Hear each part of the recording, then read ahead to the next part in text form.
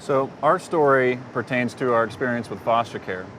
So we went through the process of training for foster care, and it's this kind of several month-long series of meetings and trainings and so forth, and then finally you get to the end of it and you're officially certified as a foster parent. So we felt like we were on deck, we were ready to go, and we're just kind of waiting to see, what kind of child was placed with us. Now you're able to specify whether you want a male or a female and certain age ranges and so forth, and we had already been blessed with 2 daughters, so we said, well, we're looking for a baby boy, and we thought we would get placement right away. And weeks started going by, months started going by, and it was the series of false alarms where we'd get a phone call, they'd say, we've got a little boy, would you guys accept him? And we'd say, yes, excitedly we'd say yes, and then things would fall through. So after a little while, we start getting discouraged, and we even went to God saying, God, we felt like we did this out of obedience to you, and why is it so hard to do something that we feel like is in accordance with your plan, all the while not recognizing the fact that we had implemented our own expectations into it. That we had said, okay, well, this is the way it looks to us. We're going to have a boy in our home, and he's going to be of this age and this background and so forth, and God wasn't necessarily on board with that. And one day I was at work, and Jessica was spending some time in prayer. And just said to God, if we are wanting a boy for our own selfish reasons, if this is not your plan, just let us know.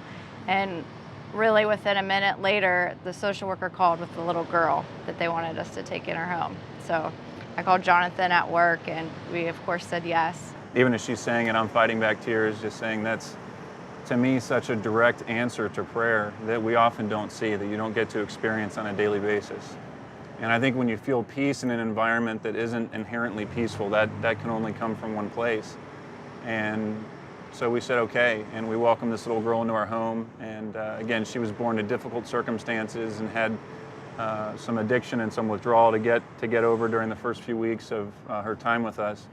But really from the very moment that she entered our house, she has just been this radiating source of God's love.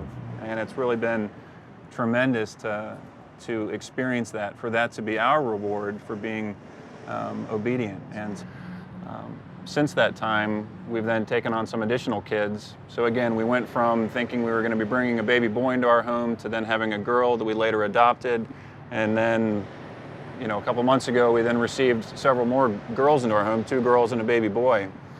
And when we got that phone call, it was the same kind of thing, where we got a phone call that was not what we expected. The scenario was not what we had hoped for, not what we were ready for. But, again, this was a phone call that Jessica received. And so when I heard the call, my first response is usually no to sibling groups, but I just felt a peace about it and asked for a direct sign. And it wasn't as direct as the phone call that we received with our daughter, but it was just this overwhelming amount of peace. And then when I called my husband at home and said, do we want to have 6 kids in our house? He felt peace too. So we just moved forward. Taking these kids into our home and being obedient in that way, I feel God's pleasure in a way that I never imagined possible. And in that sense, we've truly been blessed by the addition of these new 3 children, by the addition of our 3rd daughter. And it's been something where we've kind of gone beyond ourselves, beyond our expectations and our hopes, and really tried to be obedient to God, and we've been blessed as a result of that.